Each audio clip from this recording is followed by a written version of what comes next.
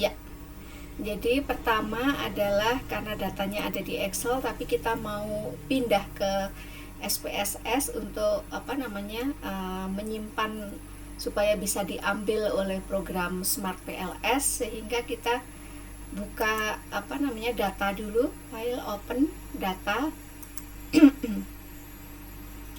Kemudian kita pindahin file of type-nya ini dalam Excel karena tadi di Excel ya. Kemudian kita menyimpannya di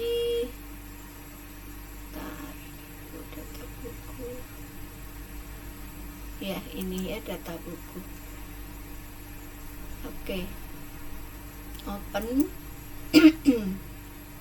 Oke. Nah, kalau Excel-nya itu Excel yang versi lama XLS gitu, dia nggak mau kalau Excel-nya itu kebuka gitu ya, sehingga kita mesti tutup dulu Excel-nya, baru kemudian kita masuk ke SPSS lagi. Dia nggak mau gitu ya, karena ada yang kebuka. File open, kemudian data, kemudian kita pindahin ke Excel, kemudian kita pilih datanya, ini adalah datanya ya, kemudian open, kemudian oke. Nah, kemudian kita simpannya adalah dalam CSV ya, koma delimited. Kemudian ya kita kasih namanya ini aja gitu ya. Ya. Nah, biar sama gitu sama Excel-nya. CSV deh. Oh, udah ada nanti kan CSV-nya ya, save. Ya, karena sudah ada. Jadi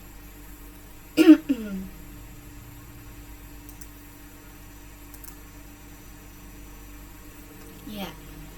Kemudian setelah itu kita buka Smart PLS. Wah, ini kemarin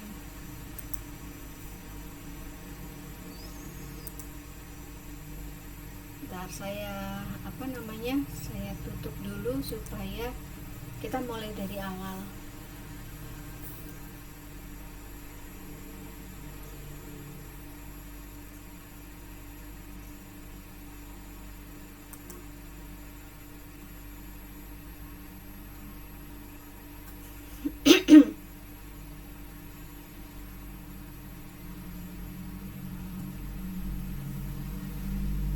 Memang suka lama ya, karena seringkali ini dikira virus.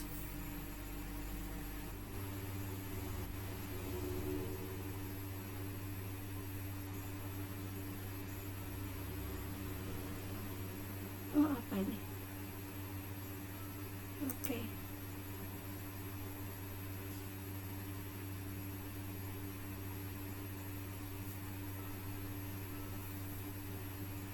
Nah, ini kan suka dikira virus, jadi programnya itu ya sama Smadaf atau beberapa antivirus yang lain itu sering dianggapnya dia virus gitu ya. Nah, jadi ini ya. Kemudian kita memulai file, create new project, kemudian kita SBK, ini data Imam Ghazali ya. Ya. Nah, ini kemudian kita ambil datanya, kita impor datanya, klik 2 kali, kemudian data yang udah CSV ini yang kita ambil, open, kemudian oke. Ya, kemudian ini adalah deskripsinya ya, analisis deskriptifnya. Ini ada rata-ratanya, ada median, minimum, maksimum, standar deviasi ya. Kemudian ini kurtosis, ini skins ya. Ya, ini sebenarnya bisa diambil, tapi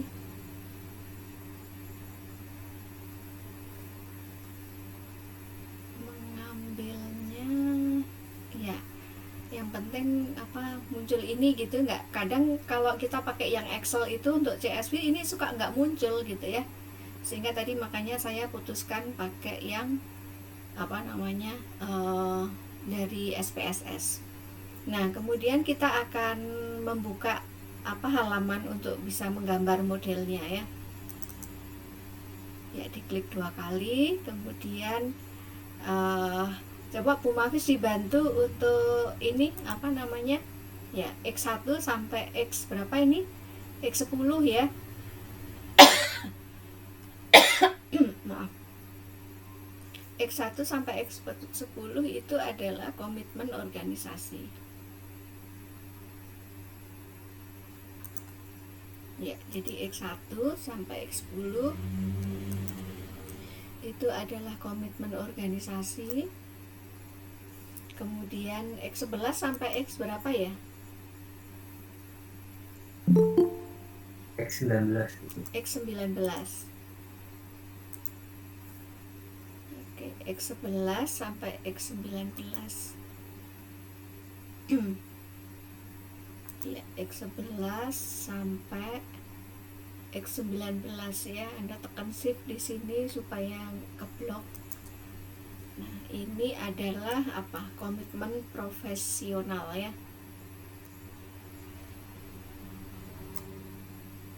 Komitmen profesional. Kemudian X20 sampai X27 kinerja kerja. 27 ya? Iya, Bu. Maaf, besarkan suara. Sampai X27.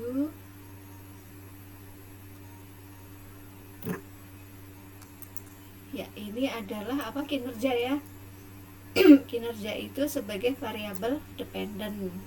Kemudian X28 sampai X34 ya, benar ya? Itu adalah kepuasan kerja. Nah, ini saya akan apa namanya? Ini saya hapus aja. Nah, ini kita mau putar ke atas ya. Klik kanan, kemudian ini diklik. Nah, sehingga menjadi seperti itu. Ya, kemudian ini kita pepet rapiin ke atas deh ya. Nah, kemudian yang ini kita mau putar ke bawah, klik kanan, kemudian nah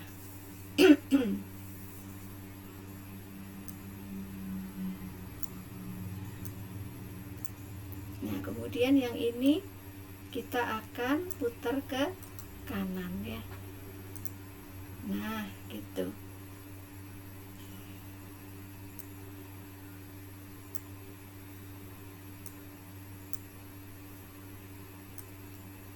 Nah, kemudian kita akan menghubungkan masing-masing laten variabel ini ke variabel dependennya.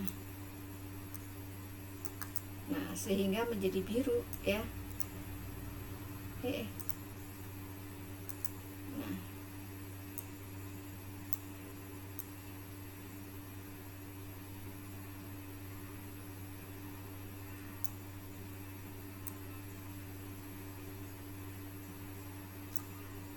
ya nggak mau rapi ya. Ya, kemudian kita kasih nama. Kita klik kanan, kemudian rename, kemudian yang paling atas itu apa? Komitmen organisasi ya. Kemudian di sini adalah komitmen profesional.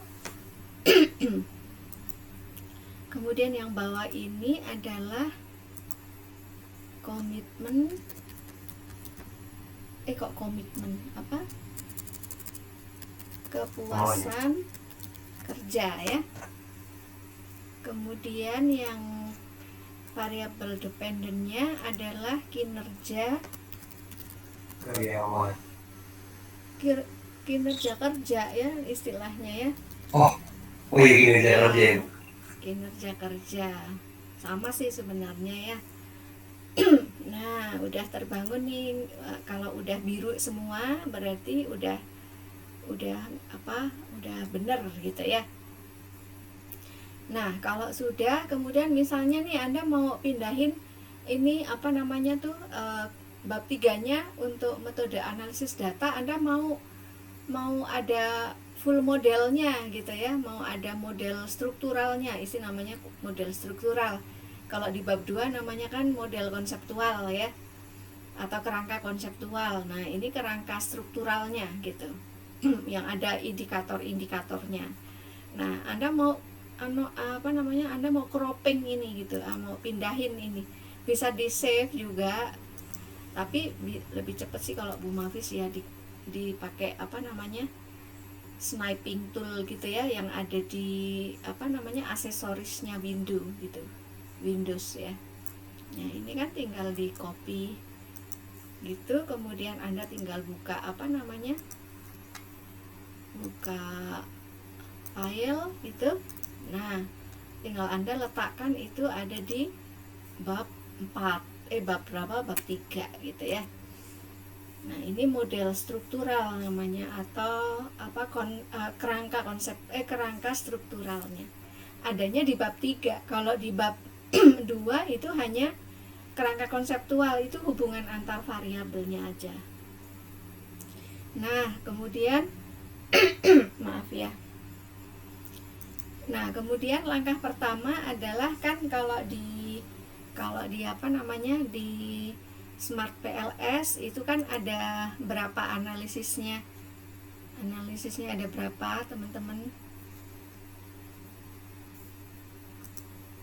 Ada berapa? Ada dua ya, ada dua, yaitu outer model sama inner model. Outer model itu uji validitas sama uji reliabilitas. Nah, kita mau lakukan yang pertama ini ya. Nah, kita mulai di sini. Kita klik calculate, kemudian PLS algoritma. Nah, kemudian langsung start calculation. Nah, langsung apa namanya? Kalau kita mau, ini kan ada 3 nih. Ini datanya ya. Ini kalau Anda mau lihat tabel-tabelnya gitu kan, analisisnya, tinggal klik di sini kan ya. Anda udah mencobanya. Nah, ini adalah kalau kita mau lihat apa namanya? Gambarnya. Nah, Anda lihat di sini bagus nggak sih ini ternyata datanya? Oh, ternyata nggak bagus gitu ya. Ya, tapi itu nanti yang akan Anda alamin kalau Anda ngolah data tuh kayak gini gitu ya. Makanya Bu Mafis nyobain cari yang ada masalahnya banyak, sehingga nanti prosesnya seperti apa supaya Anda terbayang nanti pada saat mengerjakan gitu ya. Anda jangan langsung menghapus yang di bawah 0,7 gitu. Jangan gitu ya, nanti habis langsung ya kan. Coba aja Anda lihat nih. Nih, Anda lihat, kalau Anda lihat di PLS algoritma gitu, kemudian Anda lihat outer loadingnya. Nah, kan yang merah banyak banget kan ini. Ini X1 sampai X10 ini tapi nyebar ya. Karena apa namanya, Smart PLS itu taunya kalau X1 ini juga termasuknya X1, tapi X10, X11, X12 nggak kenal dia, 12, 13 gitu nggak kenal. Dia taunya X2 berarti setelah itu 20, 21 dan seterusnya. X3 kan nanti kiranya dia X30, X31 gitu, sehingga apa namanya ini jadi berantakan nih kan, begitu ya. Nanti kita pindahin kalau udah di Excelnya. Tapi Anda lihat nih, coba yang komitmen komitmen organisasi nih hanya X5 ini yang dikatakan apa namanya apa valid ya kan gitu. Wah, berarti tinggal satu dong pengukurnya. Ini kalau Anda hapus nih, Anda lihat kinerja kerja juga cuman ada 3 gitu ya. Kemudian ini kepuasan kerja juga banyak sekali nih gitu ya. Nah, supaya nggak apa banyak yang terbuang gitu ya, kita membuangnya pelan-pelan gitu. Nah, tapi sebelum membuang pelan-pelan tadi, setiap langkah itu Anda jangan lupa untuk memindahkannya ke Word gitu, atau menyimpan apa namanya, kalau student nggak bisa disimpan ya, kalau yang profesional, walaupun profesionalnya itu nyolong ya. Aduh, kok Bu Mafis jadi pencuri ya. Maka di sini apa namanya, kita mesti apa namanya, simpan gitu ya, supaya setiap setiap maaf sih nggak bisa minum karena lagi nyobain sawal ya. Nah, ini tahapan yang pertama nih. Nah, gitu ya. Kok nggak mau, berarti pakai ini aja deh. Nah, gitu. Nah, gitu ya. Nah, ini kok dua tiba-tiba. Ini proses yang pertama ya. Ntar kabel.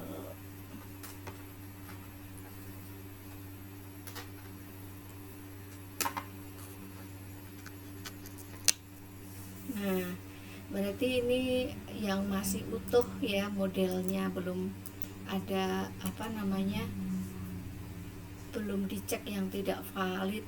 Nah, kemudian juga jangan lupa nanti Anda apa namanya, Anda simpan juga apanya, kita kesini dulu. Nah, jangan lupa ekspor yang Excelnya gitu ya. Nah,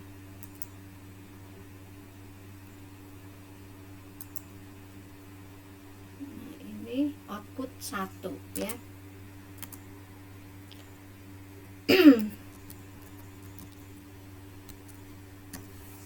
Ya.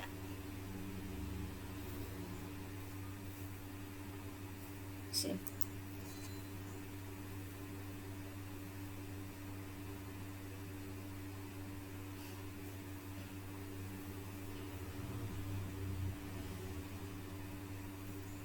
Jadi selalu setiap langkah itu Anda mesti apa namanya, nah kan langsung kelihatan nih ya. Gitu, tapi sementara dari lihat gambarnya aja udah nampak ya.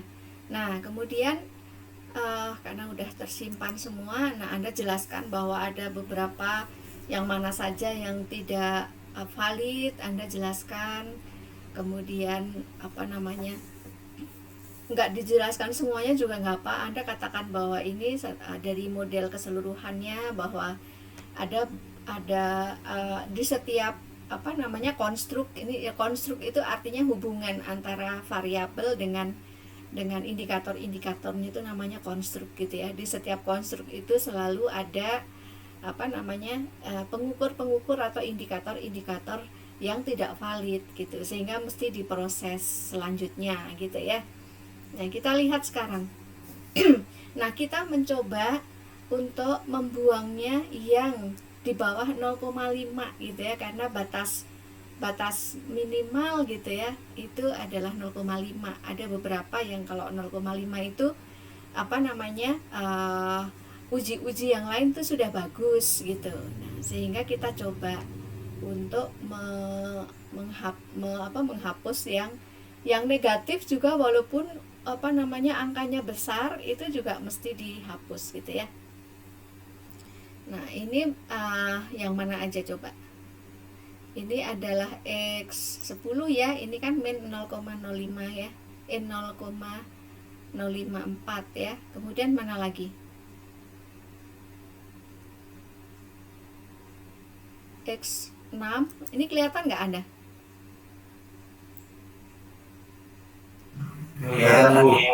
Oke ya, X6. Kemudian udah ya, kan yang lainnya di atas 0,5 ya. Kemudian ini tangan kirinya menekan kontrol ya. Kemudian X20, X21. Kemudian ini di bawahnya 0,8, di bawahnya main, berarti X23 ya.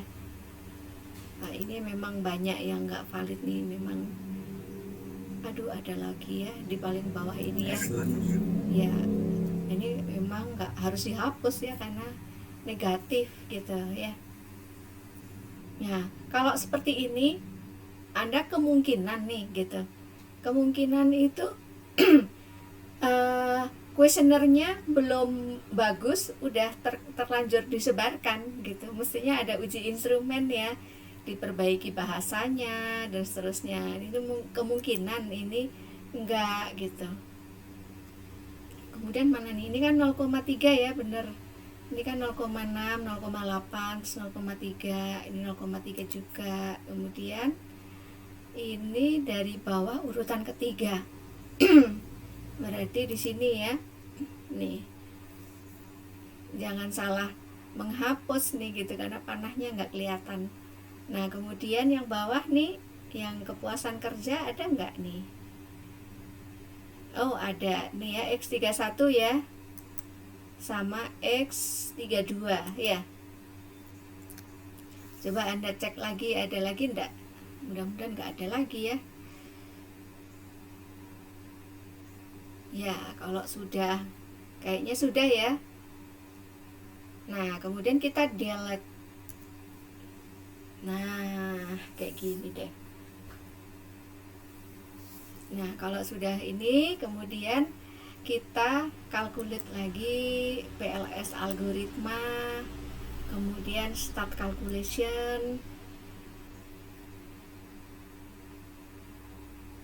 Nah kita lihat apakah ada semuanya meningkat bagus atau bahkan ada yang menurun gitu ya, kita lihat. Nah semuanya nggak ada yang, oh ada yang turun jadi apa, di X2 ini jadi 0,4 sekian ya, walaupun kalau dibulatkan jadi 0,5 ya. Nah sebelum kita menghapus ini, kita mesti melihat di PLS algoritma ini kan ada banyak ya. Pertama yang mesti kita lakukan kan apa tadi, overloading tadi ada yang masih 0,4 sekian ya. Kita lihat lagi convergent validity itu kan ada dua ya, yaitu apa namanya, kita lihat di sini construct reliability dan validity. Validity-nya ini adalah AV. Kita lihat AV-nya, AV-nya ternyata masih ada yang tidak memenuhi ya kan, ini kan masih merah ya, karena cut off-nya itu berapa, kalau apa namanya kalau AV itu, kalau Anda lupa cut off-nya berapa ya, nah Anda lihat di sini, ini ada gambarnya, nah ada grafiknya ya, berarti oh cut off-nya itu 0,5, jadi nggak boleh lebih kecil dari 0,5. Nah berarti tadi kita coba deh apa namanya, kita hapus lagi, mestinya di save lagi ya. Jadi ini mestinya di cropping lagi, kemudian di save lagi. Tapi ini karena masih proses Bu Mafis, tapi bagus sih harusnya di itu ya, paling tidak nih gambarnya gitu. Nah kita cropping, kemudian apa namanya, kita copy gitu ya, kemudian kita pindahin ke sini. Ini berarti nomor 2 gitu ya. Nah setelah di apa namanya, setelah dihapus masih ada gitu kan. Nah sekarang kita ke sini. Nah kemudian tadi kalau kita lihat di sininya, nah ini masih ada yang komposit apa namanya tuh, di metriknya ya. Nah ini kan masih Bu Mafis pakai ini aja yang lebih cepat ya, karena ini yang sebagai patokan awalnya. Copy. Nah ternyata masih ada yang merah, sehingga kemudian coba sih kalau kita hapus satu aja, yang ini kita hapus ya, kita coba hapus, kemudian kita calculate lagi.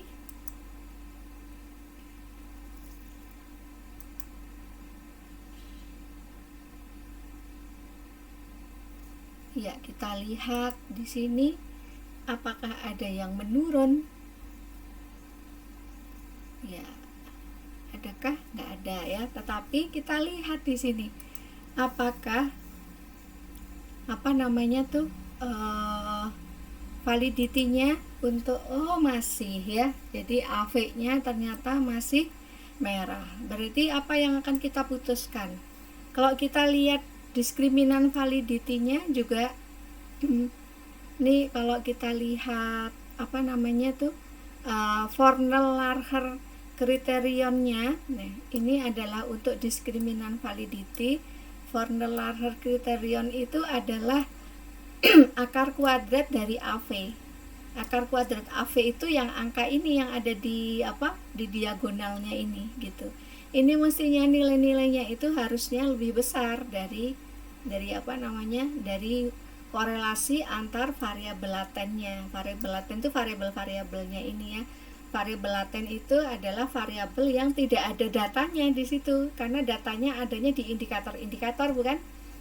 Ya, variabelnya nggak ada datanya, itu namanya variabel laten. Nah, ini kan ada yang 0,9 nih korelasi antara komitmen profesional dan kinerja kerja gitu ya, gitu. Sehingga kemudian kita putuskan apa? Kita putuskan yang di bawah 0,6 itu kita hapus ya. Yang di bawah 0,6. Berarti yang mana nih yang di bawah 0,6? Berarti X3 dan X4. Ada lagi kah? Anda masih di situ kah semuanya? Udah nggak ada. Masih, Bu. Masih ya, kirain habis tinggal pergi lagi ya. Nah, ini X3 dan X4 ya. Coba tadi belum di itu ya. Nah, di cropping dulu deh supaya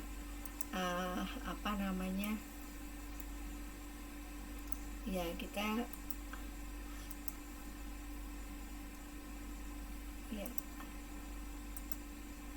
ya kan ini kan masih ada X berapa tadi, X2 ya, X berapa tuh, X2 ya.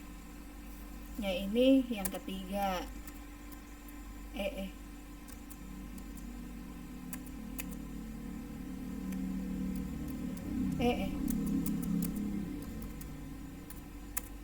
ya.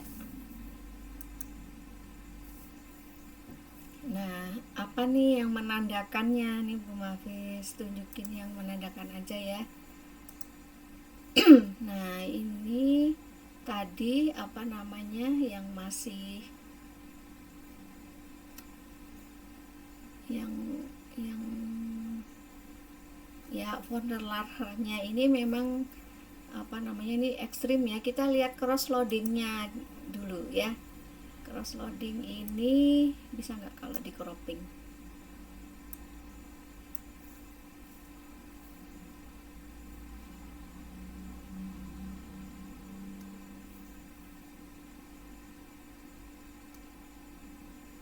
Kalau di crop ini nggak bisa turun lebih, bisa dikecilin nggak ya? Oh, nggak bisa. Oke, kita ambil aja ya. Mau nunjukin ke Anda bahwa output ya ini.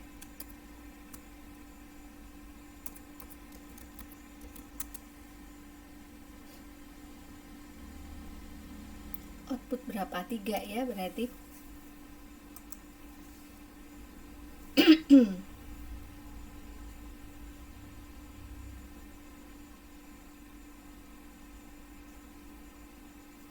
Nah, kita lihat yang paling biasanya mudah bagus itu adalah diskriminan. Kita lihat yang diskriminan ini, kemudian yang cross loading.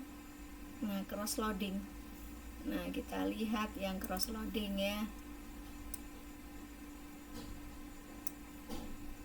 Supaya kelihatan nih, Mahfis bawa ke sini deh.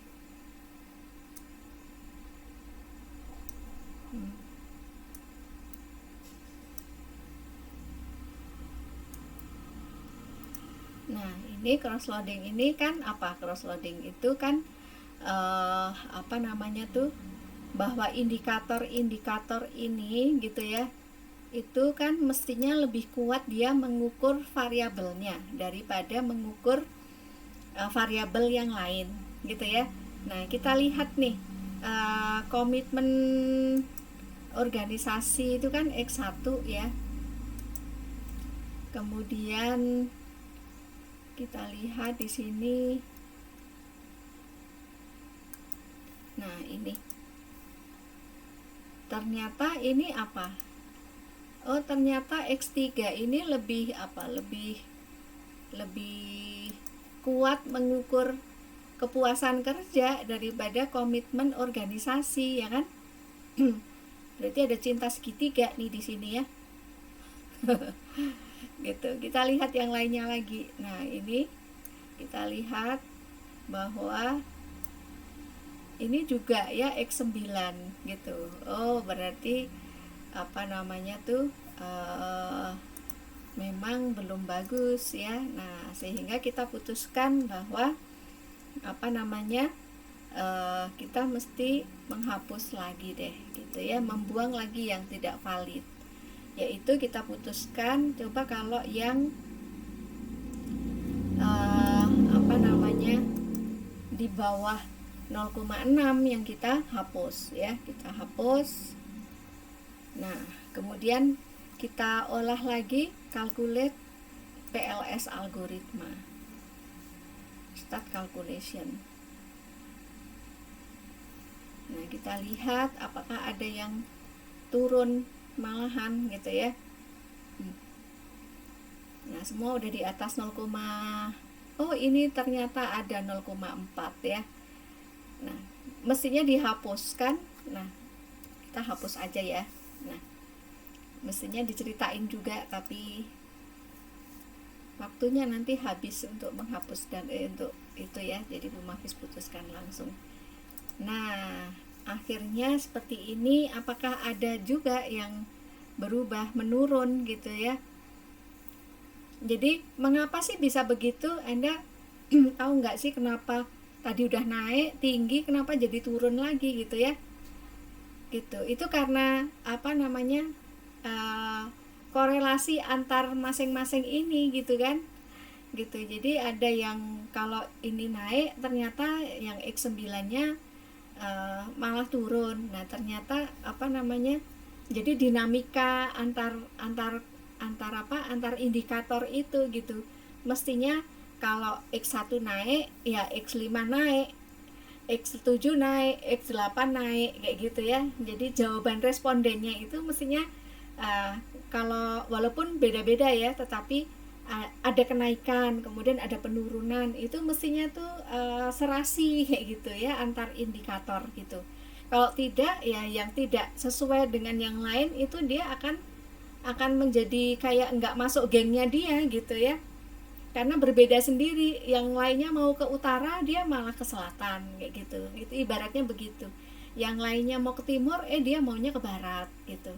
Karena harusnya naik, dia malah turun. Nah gitu ya, sehingga menjadi berbeda. Nah, karena berbeda itu makanya dia menjadi tidak valid dibanding yang lain kayak gitu. Nah, kita lihat sekarang seperti tadi ngeceknya ya, apa namanya, validity AV-nya dulu. Nah, AV-nya udah memenuhi nih kalau dihapus tadi ya. Nah, kemudian kita mesti lihat yang diskriminan validity.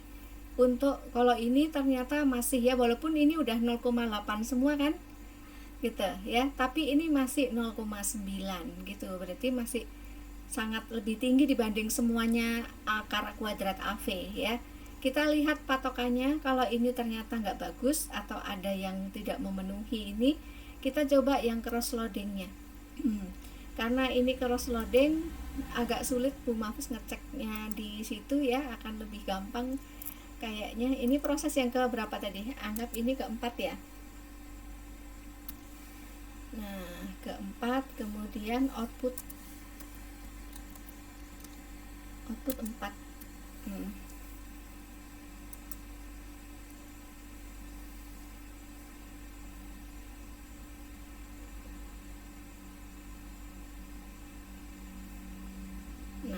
Kemudian kita lihat di sini yang diskriminan validity. Kita klik, kita lihat diskriminan validity-nya yang cross loading. Nah, kita copy aja deh ya.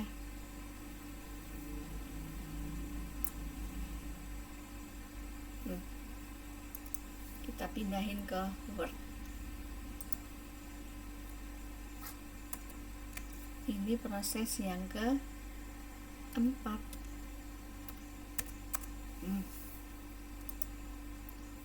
Ya, kita lihat apa namanya, apakah tidak ada cinta segitiga lagi gitu ya, bahwa apa namanya, bahwa indikator kepuasan kerja ya paling besar dia mestinya ngukurnya kepuasan kerja gitu ya, nggak ngukur yang lain. Nah, kita lihat nih supaya ini nyatu ya sama yang di sini. Nah, Bu Mafis mau pindahin X5, 6 dan 7 ini. So, saya pindah ke sini. Nah, supaya dekat dengan temennya.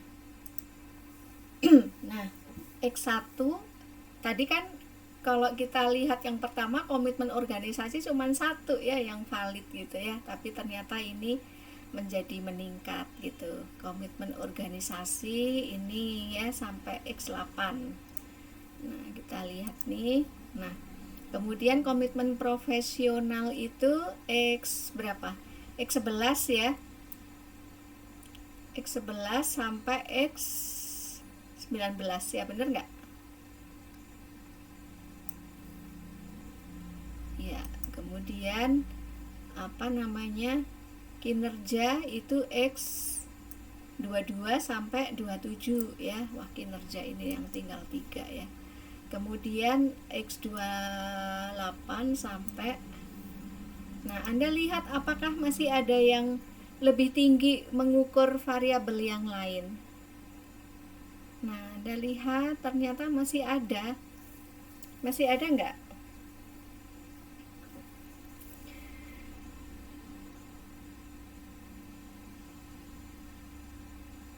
Ternyata masih ada. Masih loh ternyata. Ada nggak?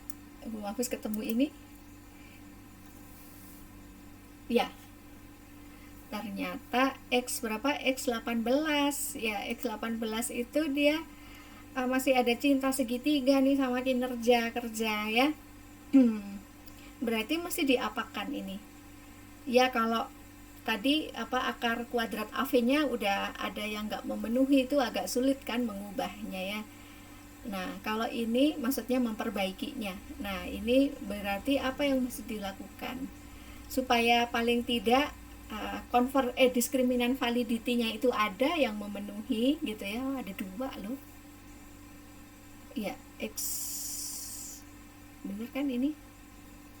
Sama yang mana? Sama ini ya. Ya enggak?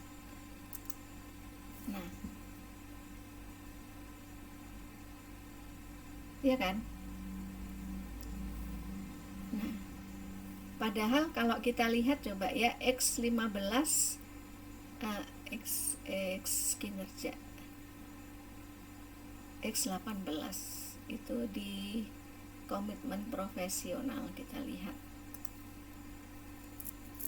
sebenarnya kita nggak apa-apa sih gitu ya. Kita ada yang udah tinggi soalnya gitu ya, sudah tinggi, tetapi dia lebih kuat mengukur variabel yang lain.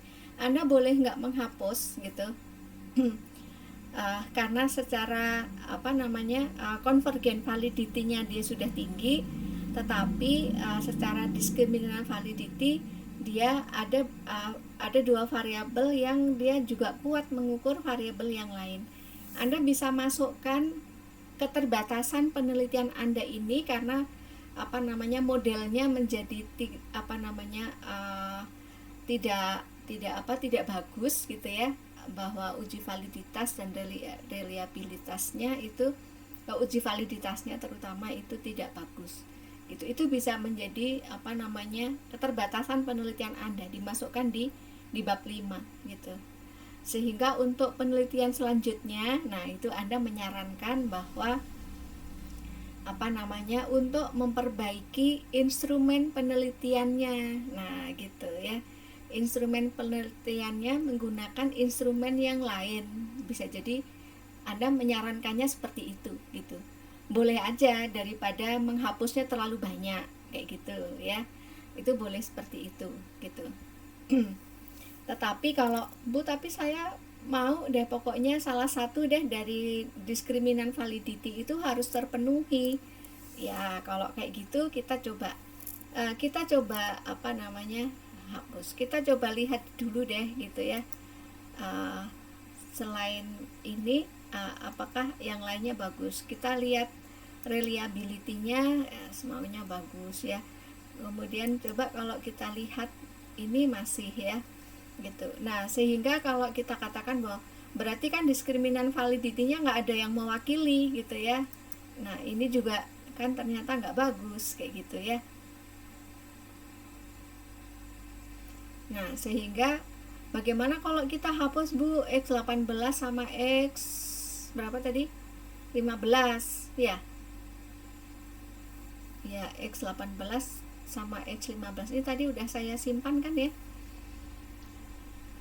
Nah, oke deh, ayo kita cobain gitu ya. X berapa tadi? X15 sama X18 supaya masing-masing itu terwakili gitu. Oke. Berarti X15 sama X18 tadi ya. Ya enggak?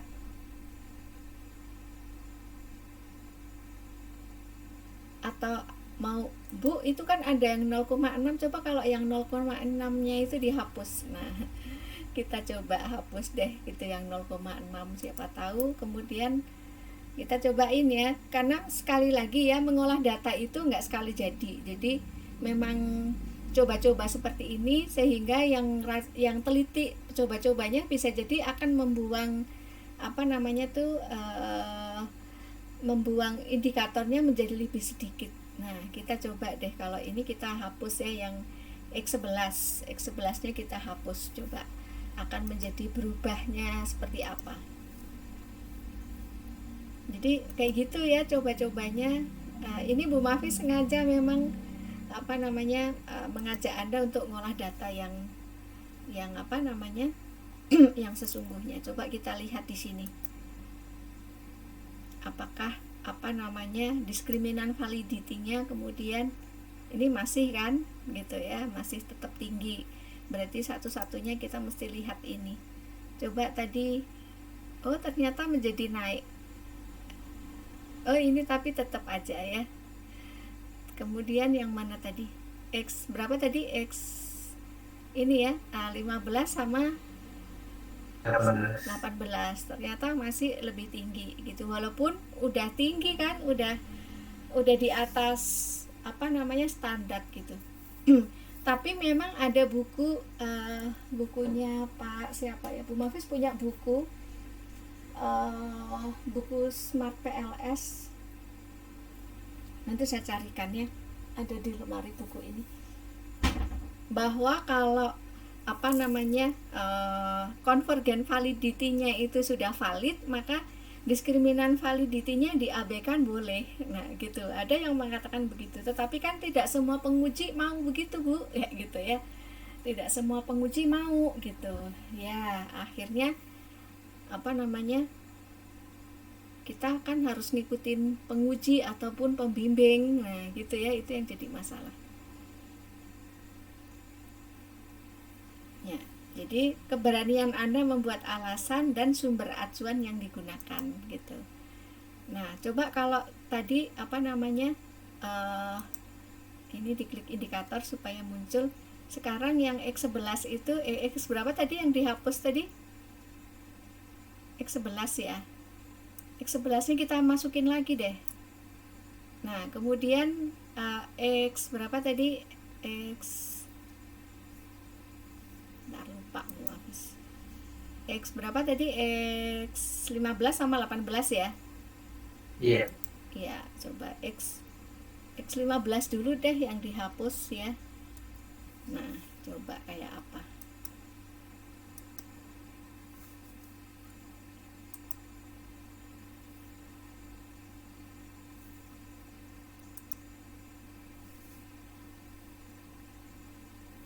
Nah, kemudian kita lihat apa namanya tuh, diskriminan validity-nya. Nah, ini udah mulai turun di sini ya, tetapi masih lebih. Kita lihat cross loading-nya. Tadi X18 ya. Masih tinggi juga. Oh, berarti memang supaya memenuhi dua-duanya udah Bu, X18-nya juga dihapus aja gitu ya. Misalnya, coba kalau kita hapus, apakah kemudian X18-nya kita hapus, kemudian seperti apa hasilnya? Apakah kemudian tidak ada lagi cinta segitiga tadi gitu ya, antara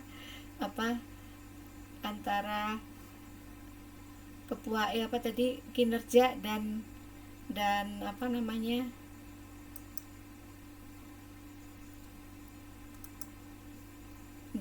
komitmen kinerja dan komitmen profesional.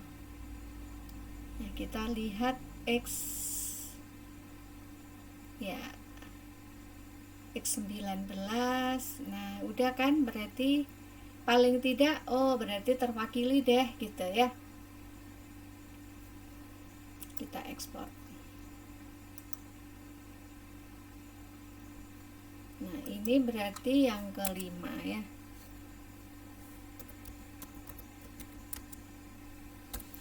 Ya.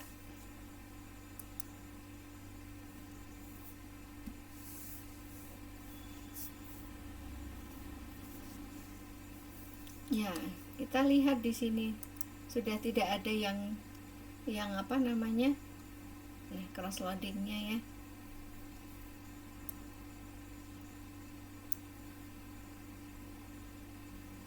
Tadi udah dicek ya. Nah, kemudian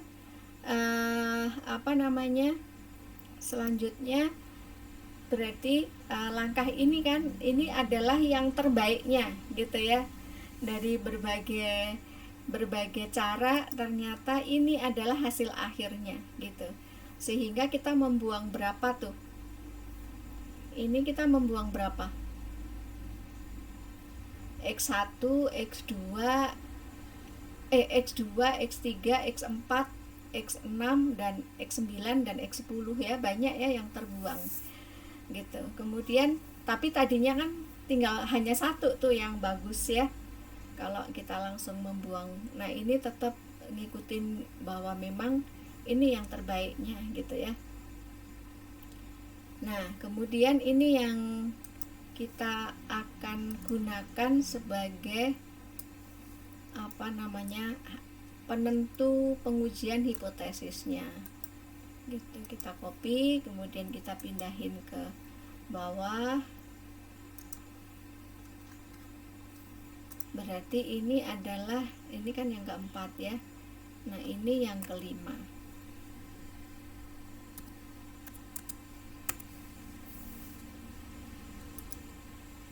Nah, yang kelima ini berarti Anda mesti, sebentar ya, Bu Mafis nerima telepon, ada yang nelpon.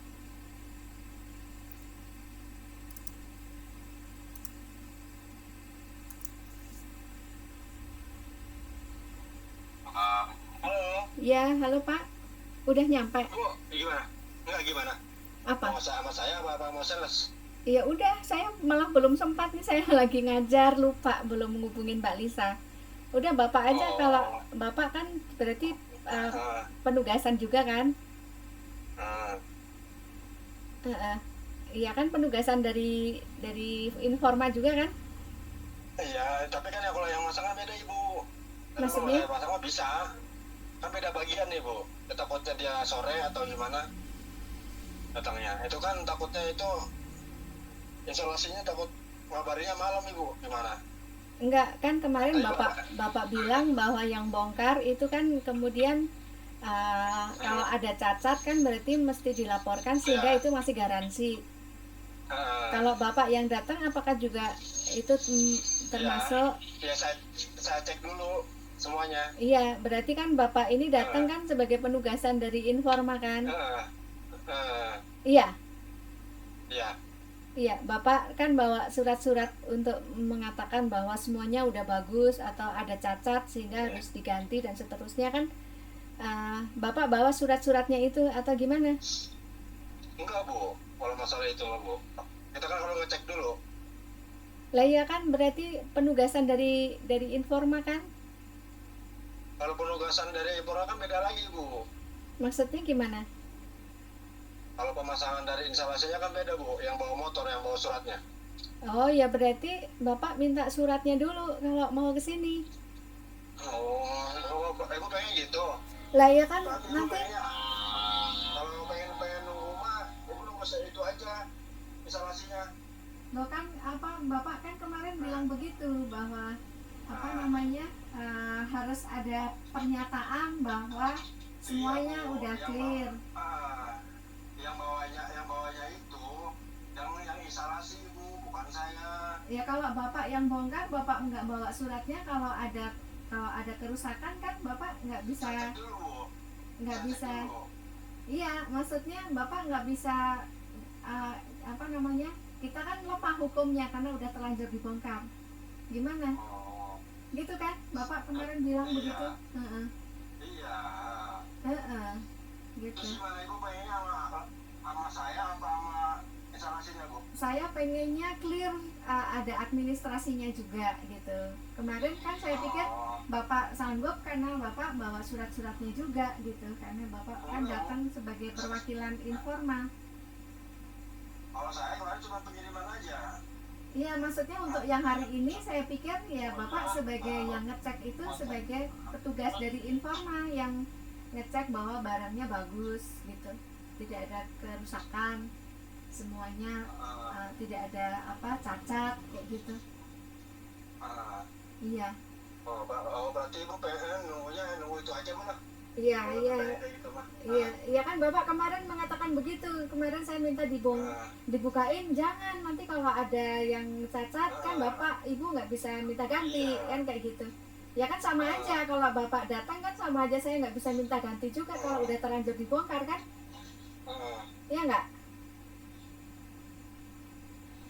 Iya, saya hubungin Mbak Lisa aja dulu. Saya hubungin Mbak Lisa dulu deh. Oh, ya udah, Bu. Iya, oke ya. Iya. Ya.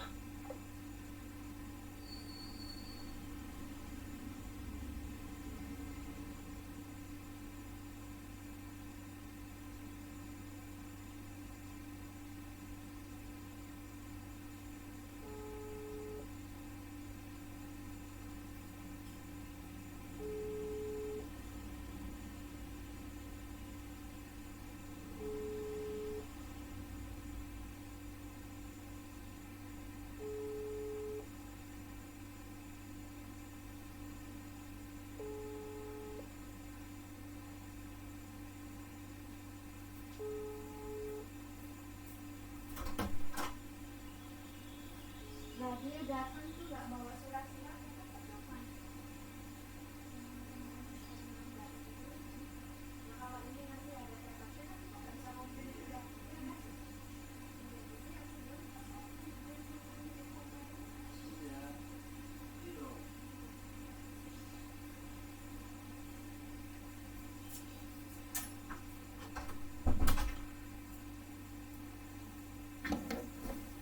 Oke, kita lanjut. Oke, maaf ya, kita lanjut lagi. Ya, jadi kemudian setelah itu ya ada pindahin yang yang tabel-tabelnya gitu ya, yang memenuhi kriteria gitu. Walaupun ada juga nanti Anda akan ketemu penguji yang cross loadingnya sudah bagus tapi mana formular kriteriumnya ya ada ternyata kalau dihapus tadi menjadi bagus nih gitu ya. Nih setelah diubah semua nih teman-teman, ternyata ini menjadi menjadi apa nih, menjadi semuanya memenuhi, ya kan, semuanya memenuhi. Ini semuanya udah di bawah. Nah, sehingga ini kalau apa namanya, kita cropping gitu ya, ini diskriminan untuk Forner-Larcher kriteriumnya ternyata menjadi bagus setelah dihapus tadi ya, gitu. Berarti memenuhi kriteria ini untuk apa namanya, diskriminan validity.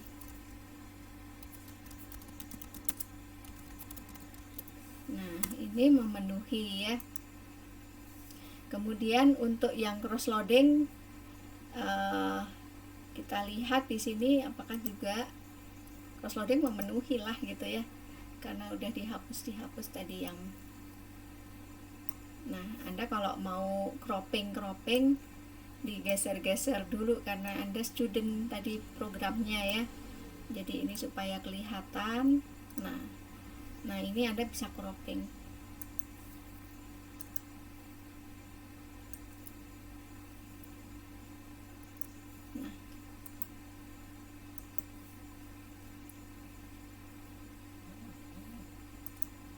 Nah ini ternyata bagus gitu ya. Nih. Kemudian kalau kita mau lihat apa namanya tuh,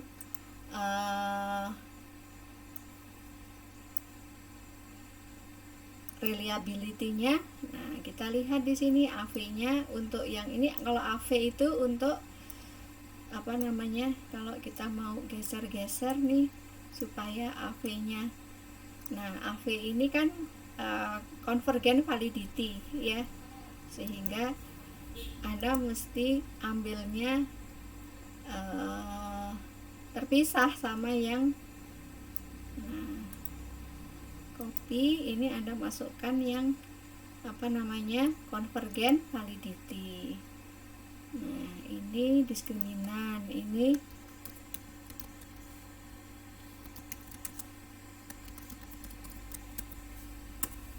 convergent validity. Nah gitu ya. Kemudian untuk yang apa namanya, cross yang loading faktornya ya bisa dilihat di sini, tapi juga Anda mesti memasukkan apa namanya tuh, gambar tabelnya gitu ya, supaya lengkap analisisnya. Jadi outer loadingnya juga Anda mesti masukkan. Jadi walaupun Anda katakan ya, walaupun masih ada yang 0,6, tetapi model-model yang apa namanya, ketentuan-ketentuan yang lain untuk outer model sudah memenuhi, sehingga ya nggak apa-apa kayak gitu ya.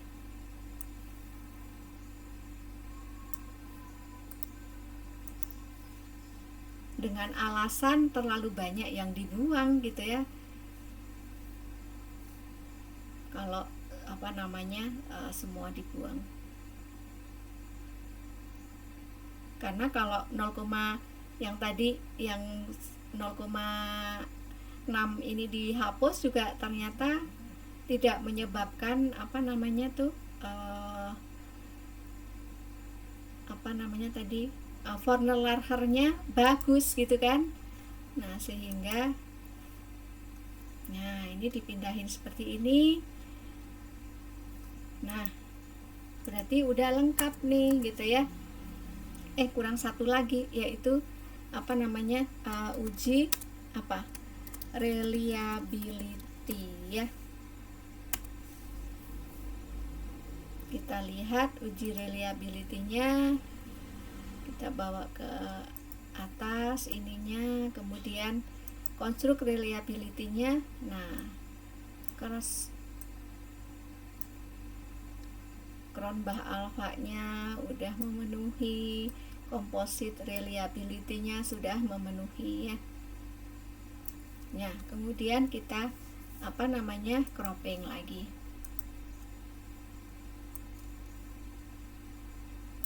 Nah copy ya.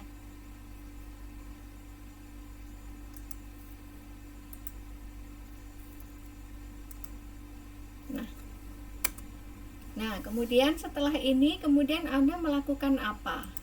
Setelah ini, kemudian ini tadi udah di cropping kan ya?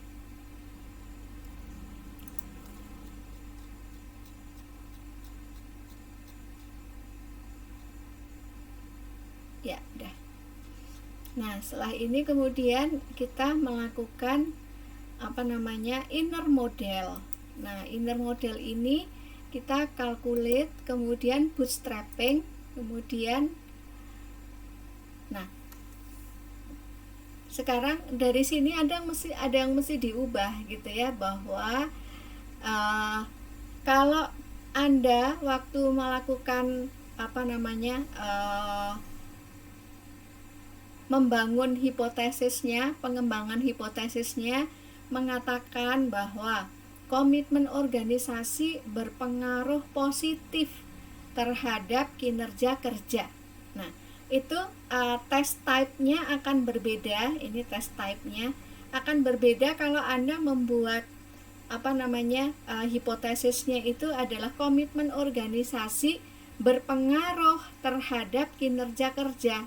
Nah, kalau kita mengatakan berpengaruh terhadap, tidak menyebutkan arah pengaruhnya, maka kita menggunakan yang to tail. Tetapi kalau hipotesisnya itu sudah menyebutkan arah pengaruh, sehingga apa? Yang akan kita uji kan hanya yang berpengaruhnya positif. Apakah benar berpengaruh positif atau tidak, kayak gitu ya. Nah, sehingga kalau hipotesisnya itu kuat bahwa apa namanya secara teori bahwa semakin tinggi komitmen organisasi maka akan meningkatkan kinerja, maka kita klik yang one tail 0,05 kayak gitu. Nah, kita start calculation.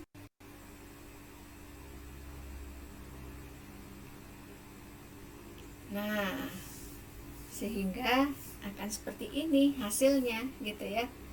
Hasilnya bahwa ternyata komitmen apa namanya kepuasan kerja itu nggak berpengaruh terhadap kinerja. Kemudian ini disimpan aja, nggak dipakai ya. Kemudian komitmen organisasi juga ternyata tidak berpengaruh terhadap kinerja. Yang berpengaruh itu ternyata adalah apa? Komitmen profesional gitu. Kenapa ya kepuasan kerja nggak ngaruh ke kinerja? Oh, bisa jadi bahwa yang dikerjakan oleh si responden itu apa namanya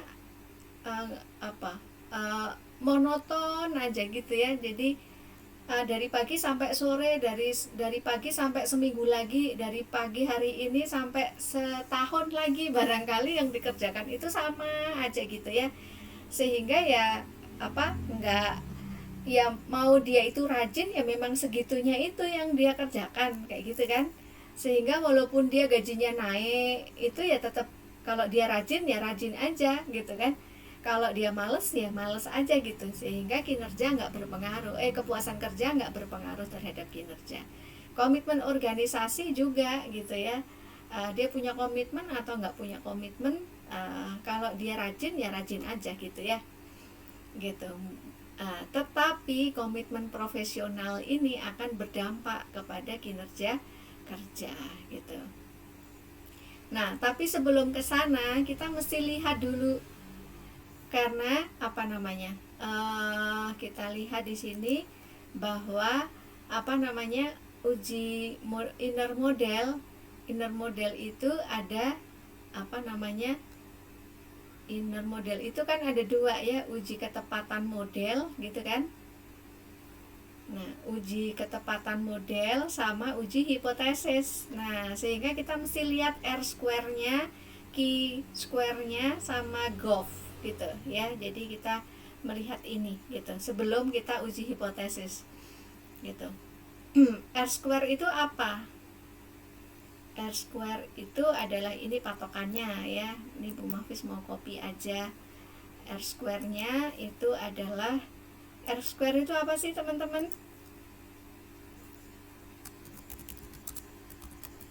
Apa ini? Apakah Anda masih ada di situ? Masih Ibu. Masih, Bu Mahfis tuh takut kalau ditinggal pergi. R square, apa itu R square? R square itu kita melihat gitu ya, menganalisis apa namanya kontribusi dari variabel independen itu dalam menjelaskan variabel dependen. Besarnya seberapa banyak, seberapa besar gitu. Semakin besar, semakin mendekati 1, berarti modelnya semakin tepat gitu, karena kontribusi dari variabel-variabel yang mempengaruhi itu kan besar gitu ya.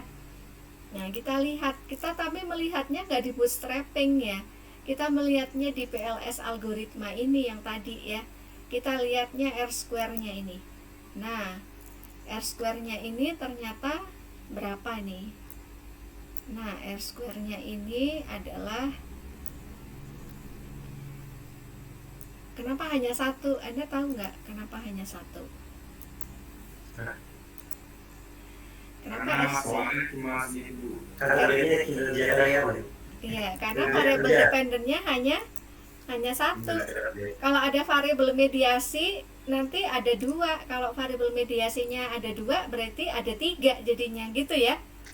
Jadi kenapa R square-nya hanya 1? Nanti jangan-jangan ada dosen yang nguji waktu sidang, Anda ditanya begitu, kok hanya 1?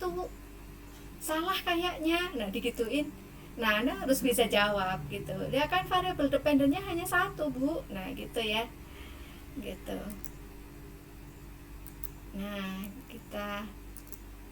Nah, hasilnya berapa? 0,616 gitu. Berarti ada di posisi yang mana nih? Di posisi yang mana kira-kira? Ya, mendekati inilah gitu ya. Mendekati ini berarti substansial gitu ya. Atau ya nggak jauh. Sama ini jauh nggak? Ya, masuk ke sini ya. Jadi apa namanya? Ya, nilai R square-nya adalah 0,67. Kalau ya ada di sekitar R square-nya sebesar 0,616. Berarti mendekati, nah gitu ya, sehingga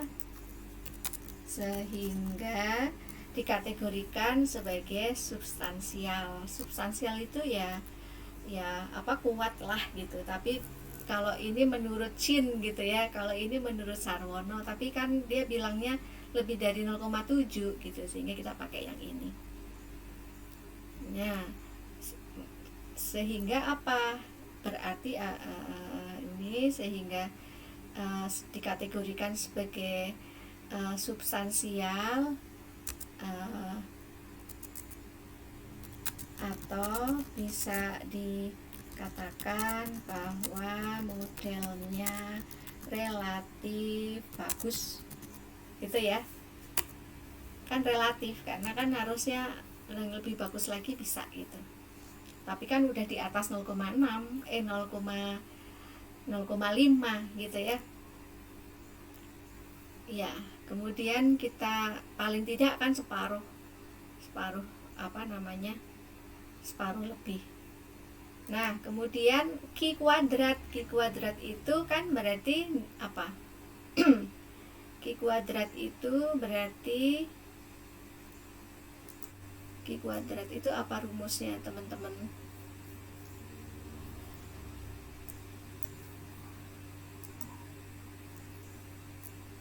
Kita ngambilnya, Ibu, saya izin sebentar ya Ibu. iya silahkan. Kita lihatnya di tabel.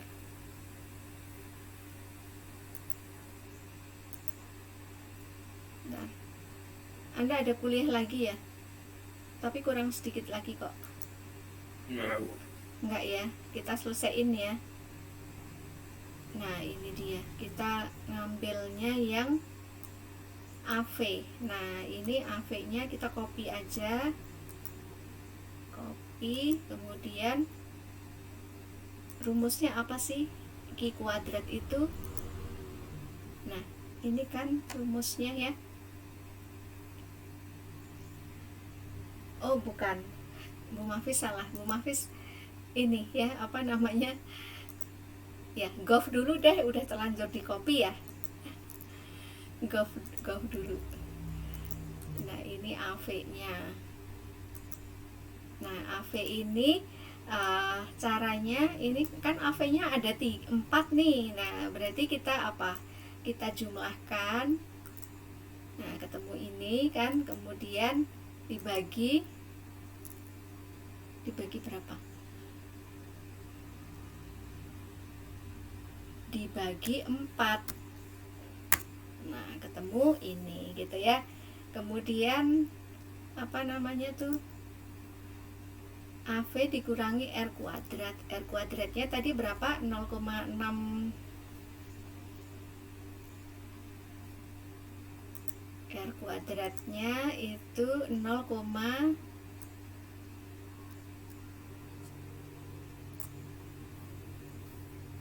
copy 0,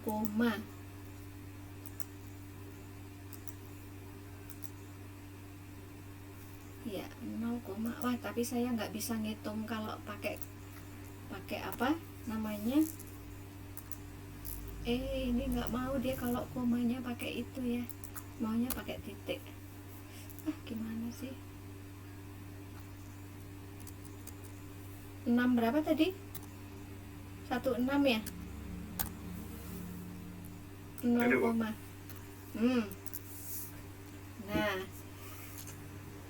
berarti gimana. Ntar Bu Mafis ambil dulu apa namanya tuh,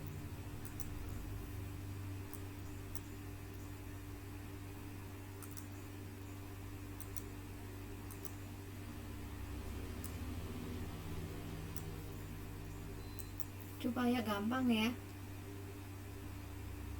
Nah ini tapi golfnya itu harusnya di bawah ya.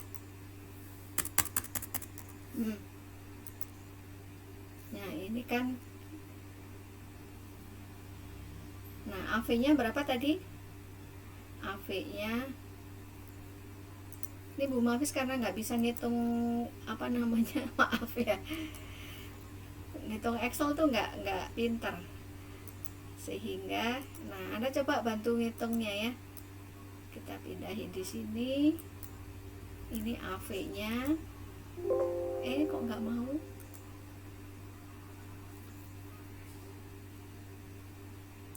Nah ini berapa tadi, 0,705, 0,705. Nah dikurangi ininya R kuadratnya itu adalah 0,616. Ini nggak dikuadrat lagi ya. Nah kan tadi, nah berapa coba Anda hitung. Nah siapa yang bantuin ngitung?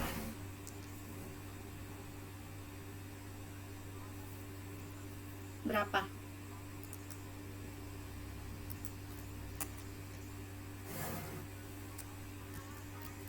Berarti sama dengan berapa?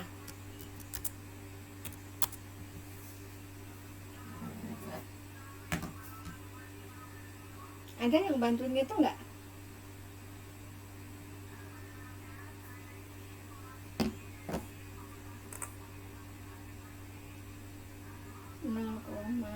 tujuh nol lima 0,616.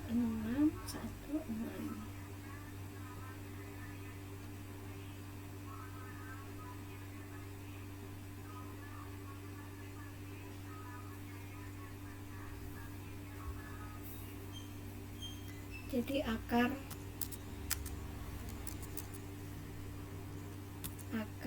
0,089 ya. Ya berapa tuh, akar tuh supaya ketemu akar gimana caranya? Oh, ini akar 0,089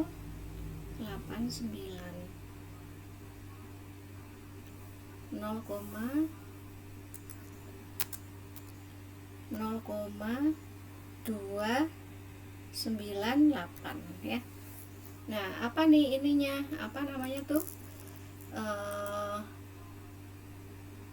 ini tinggal Anda copy aja gitu. Gov itu apa sih gitu ya? Copy.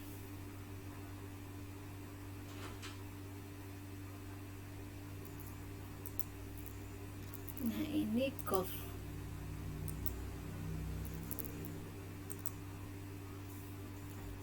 Berarti masuk yang mana nih?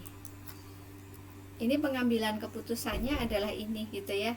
Antara 0 sampai 1. Nah, kalau 0,298 itu termasuknya yang moderat ya. Iya, copy. Nah, govnya sebesar 0,298 gitu ya, termasuk kategori atau sedang karena nilainya ada di sekitar. Nah,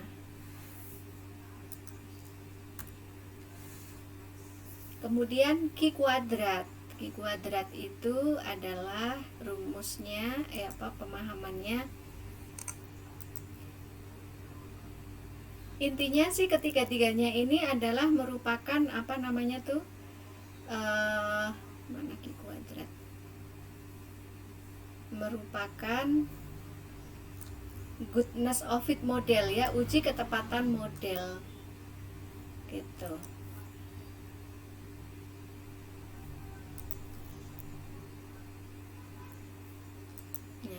Ini masih gov ya. Nah, ini kalau ini yang Q kuadrat. Nah, Q kuadrat itu ini kalau Q-nya 1, ini kalau Q-nya 2, Q-nya 3. Nah, kayak gitu ya. Nah, ini kalau hanya 1 berarti yang kita pakai rumusnya adalah, nah ini deh gitu ya. Nah, sehingga akan sama dengan berapa? Ini copy, kemudian kita letakin di sini, kemudian kita ubah, ini adalah berapa? 0,616 ya. Nah, berapa tuh? Besarnya berapa?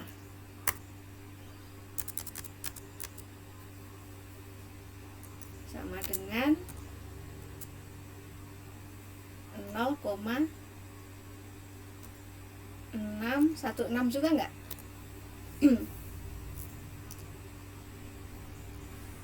Iya.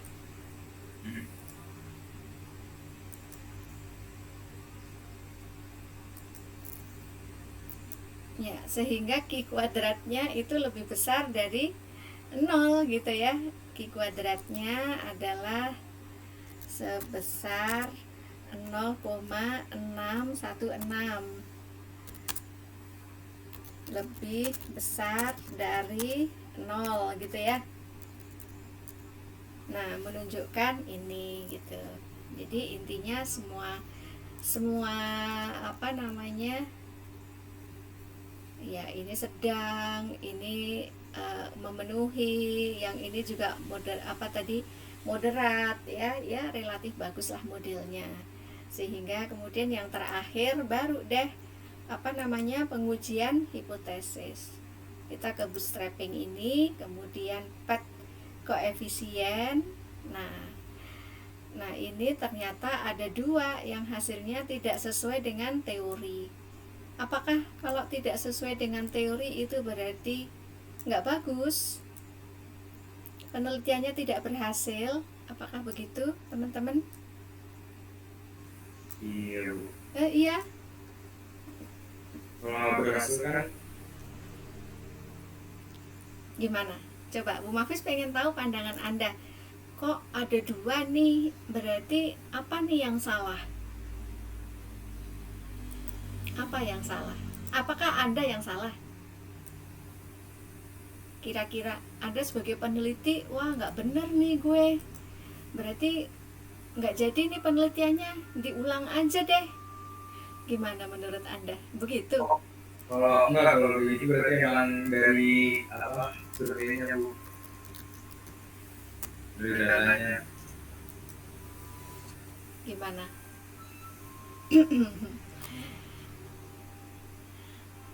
Ya, gimana?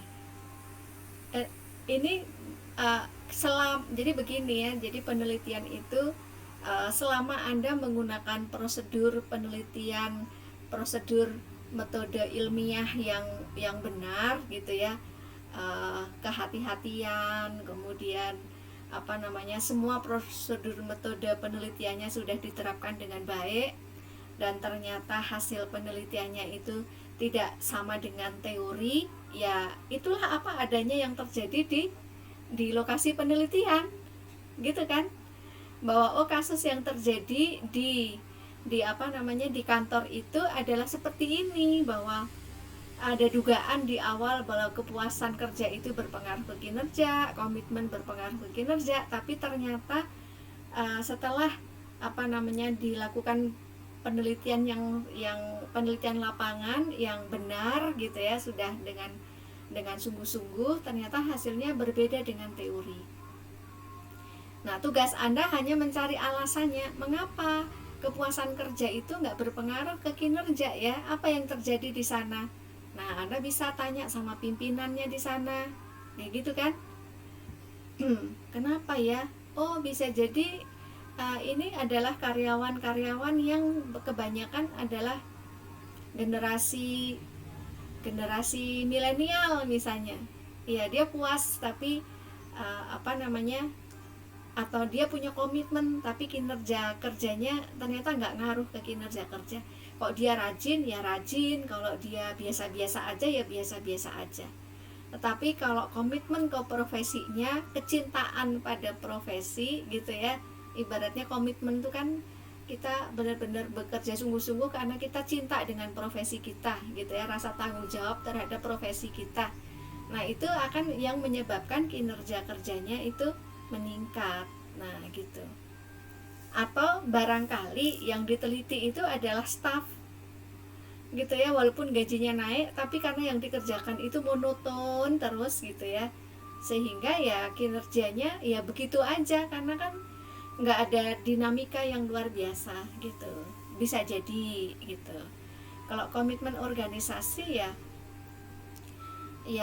dia kalau punya komitmen tapi ya karena kinerjanya nggak ada perubahan tadi ya, bisa jadi ya punya komitmen sih tetapi ternyata nggak berdampak ke kinerja, menjadi semakin rajin loh, karena serajin-rajinnya yang dikerjakan itu mulu kan berarti apa ya nggak ada dinamikanya gitu ya.